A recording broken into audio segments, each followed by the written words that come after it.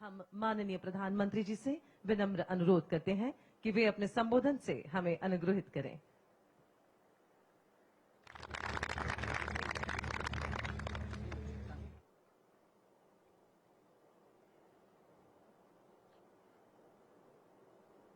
मैं कहूंगा सरदार पटेल, आप सब कहेंगे अमर रहे, अमर रहे। सरदार पटेल, सरदार पटेल, सरदार पटेल, सरदार पटेल की 150वीं जयंती का ऐतिहासिक अवसर एकता नगर की ये दिव्य सुबह, ये विहंगम दृश्य सरदार साहब के चरणों में हमारी उपस्थिति, आज हम सब एक महान क्षण के साक्षी बन रहे हैं। देश भर में हो रही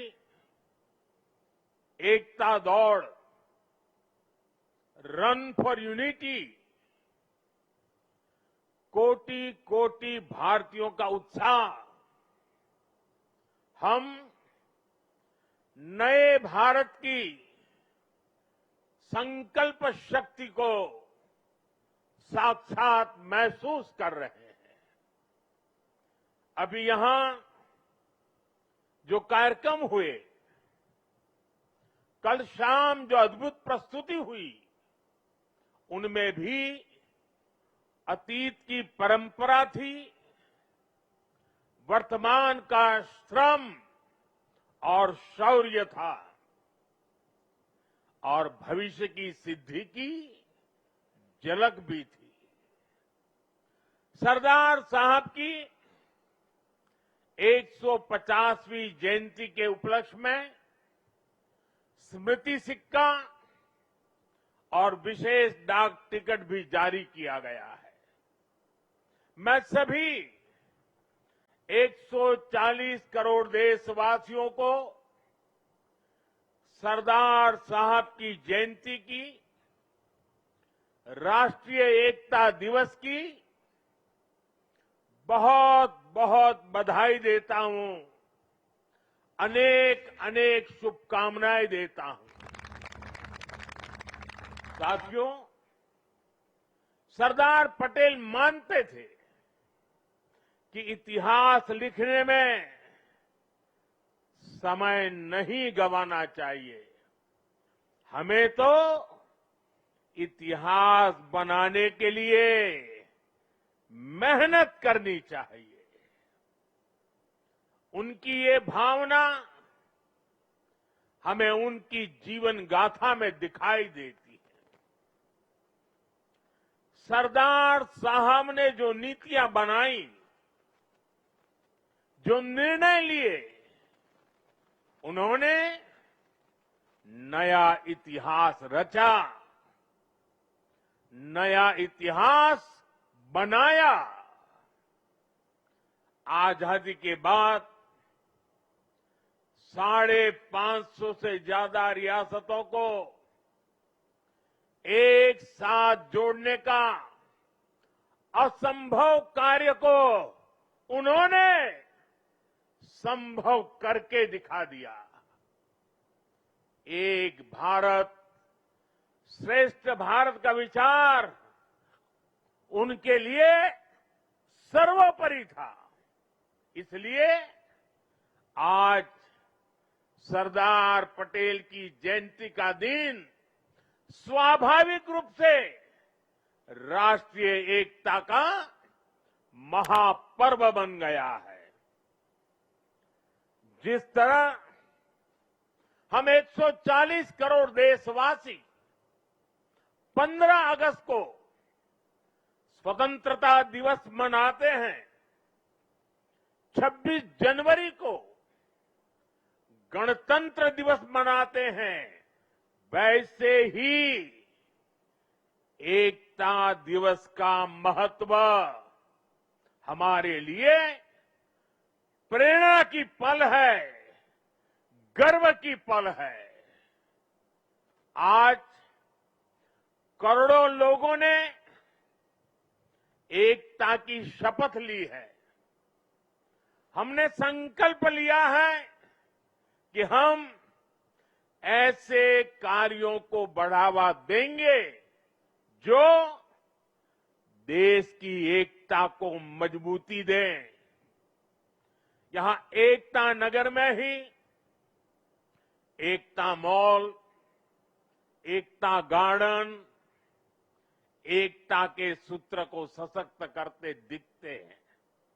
साथियों, हर ऐसी बात जो देश की एकता को कमजोर करती है, हर देशवासी को उससे दूर रहना है। ये राष्ट्रीय कर्तव्य है। ये सरदार साहब को सच्ची श्रद्धांजलि है। यही आज देश की जरूरत है। यही आज एकता दिवस का हर भारतीय के लिए संदेश भी है, संकल्प भी है। साथियों, सरदार साहब ने देश की संप्रभुता को सबसे ऊपर रखा, लेकिन दुर्भाग्य से सरदार साहब के निधन के बाद के वर्षों में देश की संप्रभुता को लेकर तब की सरकारों में उतनी गंभीरता नहीं रही। एक और कश्मीर में हुई गलतियां, दूसरी ओर पूर्वोत्तर में पैदा हुई समस्याएं और देश भर में जगह जगह पनपा नक्सलवाद, माओवादी आतंक, ये देश की संप्रभुता को सीधी चुनौतियां थी। लेकिन उस दौर की सरकारों ने सरदार साहब की नीतियों पर चलने की जगह रीढ़ विहीन रवैये को चुना। इसका परिणाम देश ने हिंसा और रक्तपात के रूप में झेला। साथियों, आज की युवा पीढ़ी में बहुत से लोगों को पता नहीं होगा, सरदार साहब चाहते थे जैसे उन्होंने बाकी रियासतों का विलय किया, वैसे ही पूरे कश्मीर का विलय हो। लेकिन नेहरू जी ने उनकी वो इच्छा पूरी नहीं होने दी। कश्मीर को अलग संविधान और अलग निशान से बांट दिया गया। साथियों, कश्मीर पर कांग्रेस ने जो गलती की थी, उसकी आग में देश दशकों तक जलता रहा। कांग्रेस की लचर नीतियों के कारण कश्मीर का एक हिस्सा पाकिस्तान के अवैध कब्जे में चला गया। पाकिस्तान ने आतंकवाद को हवा दी। State sponsored terrorism. साथियों, कश्मीर और देश को इतनी बड़ी कीमत चुकानी पड़ी, लेकिन फिर भी कांग्रेस हमेशा आतंकवाद के आगे नतमस्तक रही। साथियों, कांग्रेस ने सरदार साहब के विजन को भुला दिया, लेकिन हम नहीं भूले। 2014 के बाद देश ने एक बार फिर उनकी प्रेरणा से भरी फौलादी इच्छा शक्ति को देखा है। आज कश्मीर आर्टिकल 370 की जंजीरों को तोड़कर पूरी तरह मुख्य धारा से जुड़ चुका है। आज पाकिस्तान और आतंक के आकाओं को भी पता चला है कि भारत की असली ताकत क्या है। ऑपरेशन सिंदूर में पूरी दुनिया ने देखा है, आज अगर कोई भारत पर आंख उठाता है तो भारत घर में घुसकर मारता है।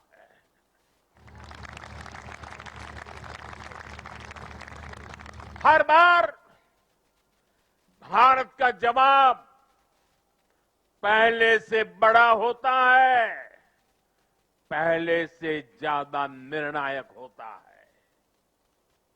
ये भारत के दुश्मनों के लिए एक संदेश भी है। ये लौह पुरुष सरदार पटेल का भारत है। ये अपनी सुरक्षा और सम्मान से कभी भी समझौता नहीं करता है। साथियों, राष्ट्रीय सुरक्षा को लेकर पिछले 11 साल में भारत की सबसे बड़ी सफलता है नक्सलवाद, माओवादी आतंक की कमर तोड़ना। 2014 से पहले हमारे देश में हालत ऐसी थी कि देश के भीतर, देश के बीचों बीच नक्सली माओवादी अपनी हुकूमत चलाते थे। नक्सली क्षेत्रों में देश का संविधान नहीं चलता था। पुलिस प्रशासन वहां काम नहीं कर पाता था। नक्सली खुलेआम नए नए फरमान जारी करते थे, सड़कें नहीं बनने देते थे, स्कूल, कॉलेज और हॉस्पिटल को बम से उड़ा दिया जाता था और शासन प्रशासन उनके आगे लाचार नजर आता था। साथियों, 2014 के बाद हमारी सरकार ने नक्सलवाद, माओवादी आतंक पर प्रचंड प्रहार किया। हमने शहरों में बैठे अर्बन नक्सलियों के समर्थकों, अर्बन नक्सलियों को भी किनारे लगाया। हमने वैचारिक लड़ाई भी जीती और नक्सलियों के गढ़ में जाकर उनसे मोर्चा लिया। इसका परिणाम आज देश के सामने है। 2014 के पहले देश के करीब 125 जिले माओवादी आतंक की चपेट में थे। आज ये संख्या केवल 11 बची है और उसमें भी सिर्फ 3 जिलों में ही नक्सलवाद अभी भी कुछ गंभीर रूप से हावी है। और आज मैं सरदार पटेल के सानिध्य में एकता नगर की इस धरती से पूरे देश को भरोसा दिलाता हूं, जब तक देश नक्सलवाद, माओवाद, उस आतंक से पूरी तरह मुक्त नहीं हो जाता, हम रुकने वाले नहीं हैं। चैन से बैठने वाले नहीं है। साथियों, आज देश की एकता और आंतरिक सुरक्षा को बहुत बड़ा खतरा घुसपैठियों से भी है। देश के भीतर दशकों से विदेशी घुसपैठिए वो देशवासियों के संसाधनों पर कब्जा करते रहे, डेमोग्राफी का संतुलन बिगाड़ते रहे, देश की एकता दांव पर लगाते रहे। लेकिन पुरानी सरकारें इतनी बड़ी समस्या पर आंख मूंदे रही। वोट बैंक की राजनीति के लिए राष्ट्र की सुरक्षा को जानबूझकर खतरे में डाला गया। अब पहली बार देश ने इस बड़े खतरे के खिलाफ भी निर्णायक लड़ाई लड़ने की ठानी है। लाल किले से मैंने डेमोग्राफी मिशन का ऐलान किया है। लेकिन साथियों, अब आज जब हम इस विषय को गंभीरता से उठा रहे हैं, तो कुछ लोग देश हित से ज्यादा अपने स्वार्थ को ऊपर रख रहे हैं। ये लोग घुसपैठियों को अधिकार दिलाने के लिए राजनीतिक लड़ाई लड़ रहे हैं। इनको लगता है कि देश एक बार टूट गया, आगे भी टूटता रहे, इनको कोई फर्क नहीं पड़ता। जबकि सच्चाई ये है कि अगर देश की सुरक्षा और पहचान खतरे में आएगी, तो हर व्यक्ति खतरे में आएगा। इसलिए हमें आज राष्ट्रीय एकता दिवस पर फिर से संकल्प लेना है। हम भारत में रह रहे हर घुसपैठिए को बाहर निकाल करके ही रहेंगे। साथियों, जब हम लोकतंत्र में राष्ट्रीय एकता की बात करते हैं, तो इसका एक स्वरूप ये भी है कि हम विचारों की विविधता का सम्मान करें। लोकतंत्र में मतभेद स्वीकार्य है, मनभेद नहीं होना चाहिए। लेकिन विडंबना देखिए, आजादी के बाद जिन लोगों को देश ने दायित्व सौंपा, उन्हीं लोगों ने वी द पीपल की स्पिरिट की हत्या करने का प्रयास किया। उन्होंने अपनी सोच और विचारधारा से अलग हर व्यक्ति और संगठन का तिरस्कार किया, उसे डिस्क्रेडिट करने की कोशिश की। देश में राजनैतिक छुआछूत को एक कल्चर बना दिया गया था।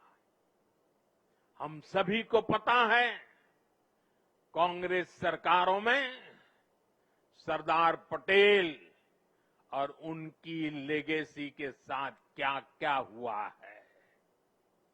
इन लोगों ने बाबा साहब आंबेडकर के साथ जीते जी और उनके जाने के बाद भी क्या किया, नेताजी सुभाष चंद्र के साथ क्या किया, डॉक्टर लोहिया और जयप्रकाश नारायण जैसे लोगों के साथ भी कांग्रेस ने यही किया। इस साल राष्ट्रीय स्वयंसेवक संघ के आरएसएस के 100 वर्ष पूरे हुए हैं। संघ पर भी कैसे कैसे हमले किए गए, षड्यंत्र किए गए। एक पार्टी, एक परिवार, षड्यंत्र किए गए।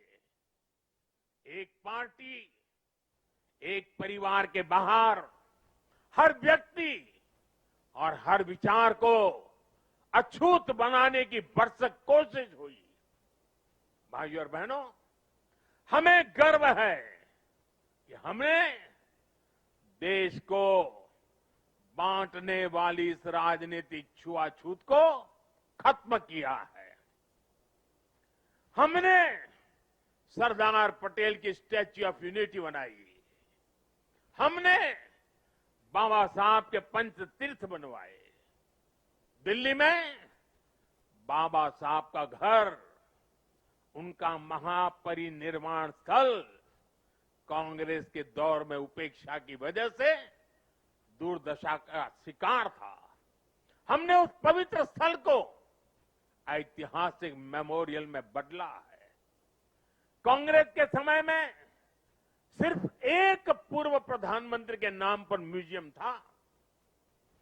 हमने देश के अब जितने भी पीएम हुए हैं, उन सबके योगदान को समर्पित राजनीतिक छुआछूत से ऊपर उठ करके पीएम म्यूजियम बनाया है।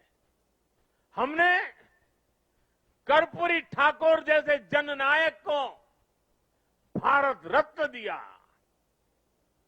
पूरे जीवन कांग्रेस को समर्पित रहने वाले प्रणब दा को हमने भारत रत्न दिया और विरोधी विचार वाले मुलायम सिंह यादव जी जैसे नेता को भी हमने पद्म पुरस्कार से सम्मानित किया।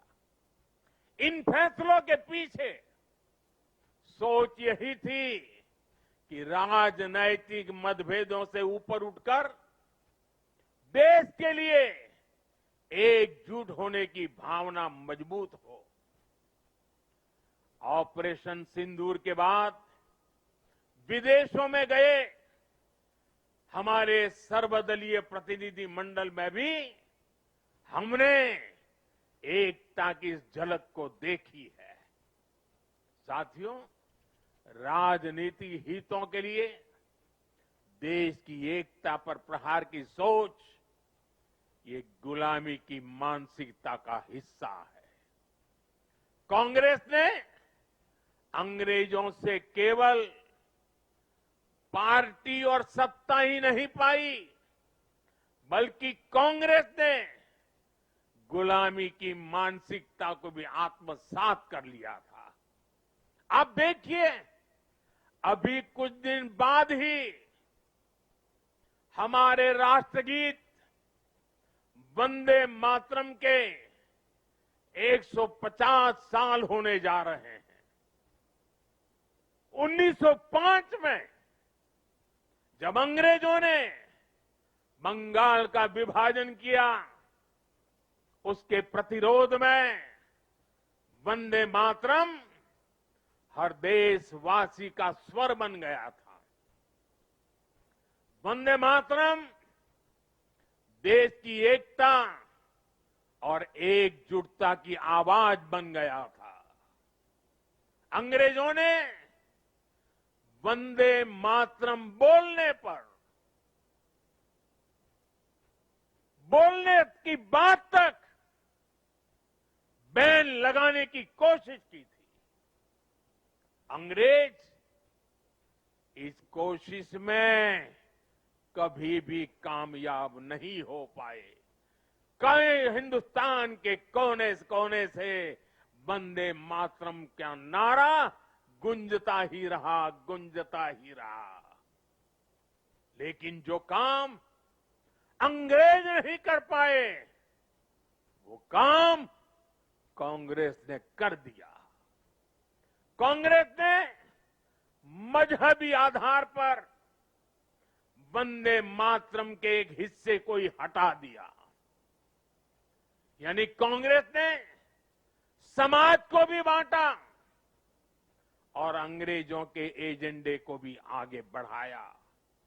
और मैं आज एक बात बहुत जिम्मेदारी से कह रहा हूं, जिस दिन कांग्रेस ने वंदे मातरम को तोड़ने का, काटने का, विभाजित करने का फैसला लिया था, उसी दिन कांग्रेस ने भारत के विभाजन की नींव डाल दी थी। कांग्रेस ने वो पाप नहीं किया होता तो आज भारत की तस्वीर कुछ और होती। साथियों, उस समय सरकार में बैठे लोगों की ऐसी सोच के कारण ही देश ने इतने दशकों तक गुलामी के प्रतीकों को भी ढोया। आप याद करिए, हमारी नेवी के झंडे से गुलामी का निशाना, गुलामी का निशान तब उतरा जब आपने हमें देश की सेवा करने का अवसर दिया, हमारी सरकार आई। राजपथ कर्तव्य पथ तब बना जब हमने ये बदलाव किया। आजादी की लड़ाई में क्रांतिकारियों के बलिदानों का स्थान अंडमान की सेल्यूलर जेल, उसे राष्ट्रीय स्मारक का दर्जा तब मिल पाया था जब मोरारजी भाई देसाई की सरकार आई थी। अंडमान के द्वीपों के नाम कुछ समय पहले तक अंग्रेजों के नाम पर ही थे। हमने ये नाम नेताजी सुभाष के नाम पर रखे। कई द्वीपों को परमवीर चक्र विजेताओं का नाम दिया। इंडिया गेट पर भी हमने नेताजी सुभाष की प्रतिमा लगाई। साथियों, देश की सुरक्षा में शहीद हुए जवानों तक को गुलामी की मानसिकता के कारण सही सम्मान नहीं मिलता था। हमने नेशनल वॉर मेमोरियल की स्थापना कर उन स्मृतियों को अमर बनाया। देश की आंतरिक सुरक्षा में भी 36,000 जवानों ने, ये हमारे पुलिस बेड़े के जवानों ने, देश को पता तक नहीं है, ये पुलिस बेड़े के ये खाकी वर्दीधारी लोगों ने 36,000 जवानों की शहादत हुई है। 36,000 शहीद होना यह आंकड़ा छोटा नहीं है। हमारी police, BSF, ITBP, CISF, CRPF, हमारे सभी अर्धसैनिक बल, इनके शौर्य को भी सम्मान से वंचित रखा गया। ये हमारी सरकार है जिसने पुलिस मेमोरियल बनाकर उन शहीदों को सम्मान दिया। मैं आज सरदार पटेल के चरणों में खड़े होकर के मैं देश भर में जिन जिन लोगों ने पुलिस बेड़े में रह करके सेवाएं की हैं, जो जो लोग आज पुलिस बेड़े में रह करके देश की सेवा कर रहे हैं, मैं सरदार पटेल के चरणों में खड़े रह करके आज मैं उनको सैल्यूट करता हूं।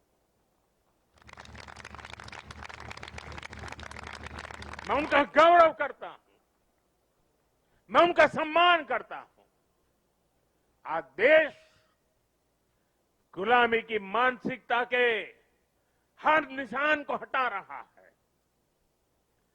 देश के लिए बलिदान देने वाले लोगों को सम्मान देकर हम राष्ट्र प्रथम की भावना को मजबूत बना रहे हैं। मेरे प्यारे देशवासियों, एकता राष्ट्र और समाज के अस्तित्व का आधार होती है। जब तक समाज में एकता है, राष्ट्र की अखंडता सुरक्षित है। इसलिए विकसित भारत के लक्ष्य तक पहुंचने के लिए हमें देश की एकता तोड़ने वाले हर षड्यंत्र को विफल बनाना होगा। एकता की ताकत से विफल बनाना होगा। इसलिए आज देश राष्ट्रीय एकता के हर मोर्चे पर निरंतर काम कर रहा है। भारत की एकता के इस अनुष्ठान के 4 आधार स्तंभ हैं। एकता का पहला स्तंभ है सांस्कृतिक एकता। ये भारत की संस्कृति है, जिसने हजारों वर्षों से राजनैतिक हालातों से अलग भारत को एक राष्ट्र के रूप में अमर रखा है। हमारे 12 ज्योतिर्लिंग, 7 पुरियां, 4 धाम, 50 से अधिक शक्तिपीठ, तीर्थ यात्राओं की परंपरा, ये वो प्राण ऊर्जा है जो भारत को एक चैतन्य राष्ट्र बनाती है। इसी परंपरा को आज हम सौराष्ट्र तमिल संगमम और काशी तमिल संगमम जैसे आयोजनों के जरिए आगे बढ़ा रहे हैं। हम अंतर्राष्ट्रीय योग दिवस के जरिए भारत के महान योग विज्ञान को नई पहचान दिला रहे हैं। हमारा योग आज लोगों को जोड़ने का माध्यम बन रहा है। साथियों, हमारी एकता का दूसरा स्तंभ है भाषाई एकता। भारत की सैकड़ों भाषाएं और डायलेक्ट्स, बोलियां, ये भारत की खुली और रचनात्मक सोच का प्रतीक है। क्योंकि हमारे यहां किसी समाज ने, सत्ता ने या संप्रदाय ने कभी भी भाषा को अपना हथियार नहीं बनाया। एक भाषा को थोपने का प्रयास नहीं हुआ। तभी भारत भाषाई विविधता की दृष्टि से विश्व का इतना समृद्ध राष्ट्र बना है। हमारी भाषाओं ने संगीत के अलग अलग सुरों की तरह हमारी पहचान को सशक्त बनाया है। इसलिए साथियों, हम हर भाषा को राष्ट्रीय भाषा मानते हैं। हम गर्व से कहते हैं कि भारत के पास तमिल जैसी दुनिया की सबसे पुरानी भाषा है और हमें इसका गर्व है। हमारे पास संस्कृत जैसी ज्ञान की धरोहर है। इसी तरह हर भारतीय भाषा की अपनी खूबी है, अपनी साहित्यिक और सांस्कृतिक पूंजी है। हम हर भारतीय भाषा को प्रमोट कर रहे हैं।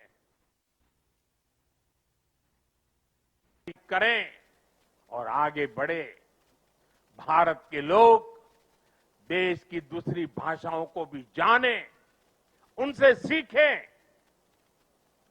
भाषाएं हमारी एकता की सूत्रधार बने। और ये एक दिन का काम नहीं है, ये निरंतर चलने वाला काम है, जिसकी जिम्मेदारी हम सबको मिलकर के उठानी है। साथियों, हमारी एकता का तीसरा स्तंभ है भेदभाव मुक्त विकास। क्योंकि गरीबी और भेदभाव ही सामाजिक ताने बाने की सबसे बड़ी कमजोरी होते हैं। देश के दुश्मनों ने हमेशा इन कमजोरियों का इस्तेमाल किया है। इसलिए सरदार साहब गरीबी के खिलाफ देश के लिए दीर्घकालिक योजना पर काम करना चाहते थे। सरदार पटेल ने एक बार कहा था कि अगर भारत को आजादी 1947 के बजाय उससे भी 10 साल पहले मिल गई होती तो भारत 1947 तक भारत खाद्यान्न की कमी के संकट से मुक्त हो चुका होता। उन्होंने कहा था कि जैसे उन्होंने रियासतों के विलय की चुनौती सुलझाई, वो अन्न की कमी की चुनौती भी सुलझा कर ही रुकते। ये थी सरदार साहब की इच्छा शक्ति। बड़ी से बड़ी चुनौती से निपटने के लिए हमें यही इच्छा शक्ति दिखानी होती है। और मुझे गर्व है कि हमारी सरकार सरदार साहब के इन अधूरे संकल्प को भी पूरा करने में लगी है। बीते एक दशक में हमने 25 करोड़ देशवासियों को गरीबी से बाहर निकाला है। आज करोड़ों गरीबों को घर मिल रहा है, घर घर साफ पानी पहुंच रहा है, मुफ्त इलाज की सुविधा मिल रही है। यानी हर नागरिक के लिए गरिमापूर्ण जीवन, ये आज देश का मिशन भी है और विजन भी है। भेदभाव और भ्रष्टाचार मुक्त ये नीतियां आज राष्ट्रीय एकता को मजबूत बना रही है। साथियों, राष्ट्रीय एकता का चौथा स्तंभ है कनेक्टिविटी से दिलों का कनेक्शन। आज देश में रिकॉर्ड हाईवेज और एक्सप्रेसवेज बन रहे हैं। वंदे भारत और नमो भारत जैसी ट्रेनें भारतीय रेल को ट्रांसफॉर्म कर रही है। छोटे शहर भी अब एयरपोर्ट की सुविधा से जुड़ रहे हैं। इस आधुनिक इंफ्रास्ट्रक्चर से भारत को लेकर दुनिया का नजरिया ही पूरी तरह बदल रहा है। इसने उत्तर से दक्षिण, पूरब से पश्चिम देश की दूरियों को भी कम किया है। आज लोग आसानी से दूसरे राज्यों में पर्यटन के लिए जा रहे हैं, व्यापार के लिए जा रहे हैं। ये पीपल टू पीपल कनेक्ट और कल्चरल एक्सचेंज, उसका एक नया दौर है जो राष्ट्रीय एकता को बल दे रहा है। और डिजिटल रिवॉल्यूशन जो हुआ है, उसने इस एकता को नई मजबूती देने का अवसर भी दिया है। आज डिजिटल कनेक्टिविटी का भी दिलों की कनेक्टिविटी में एक नया मार्ग प्रशस्त हो रहा है। साथियों, सरदार पटेल ने एक बार कहा था, मुझे सबसे ज्यादा खुशी तब मिलती है जब मैं देश के लिए काम करता हूं। मैं भी आज हर देशवासी से यही आह्वान करता हूं। देश के लिए काम करने से बड़ी खुशी कोई और नहीं हो सकती। मां भारती की साधना हर देशवासी की सबसे बड़ी आराधना है। जब 140 करोड़ भारतवासी एक साथ खड़े हो जाते हैं तो चट्टानें खुद रास्ता छोड़ देती हैं। जब 140 करोड़ देशवासी एक स्वर में बोलते हैं तो वो शब्द भारत की सफलता का उद्घोष बन जाते हैं। हमें एकता के इसी मूल मंत्र को अपना संकल्प बनाना है। हमें बंटना नहीं है, हमें कमजोर नहीं पड़ना है। यही सरदार साहब के लिए हमारी सच्ची श्रद्धांजलि है। मुझे विश्वास है हम सब साथ मिलकर एक भारत श्रेष्ठ भारत के संकल्प को मजबूती देंगे। हम साथ मिलकर विकसित भारत और आत्मनिर्भर भारत के सपने को पूरा करेंगे। इसी भाव के साथ मैं एक बार फिर सरदार साहब के चरणों में श्रद्धांजलि देता हूं। मेरे साथ बोलिए, भारत माता की आवाज देश के हर कोने में पहुंचनी चाहिए साथियों।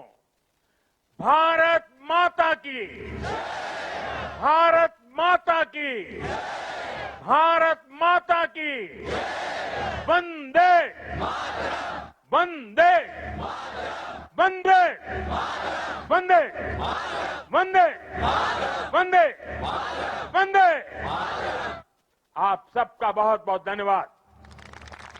बहुत बहुत धन्यवाद माननीय प्रधानमंत्री श्री आपका, आपके प्रेरक से परिपूर्ण संबोधन के लिए। पूज्य सरदार की इस 150वीं जन्म जयंती पर पूज्य सरदार के चरणों में शत शत नमन।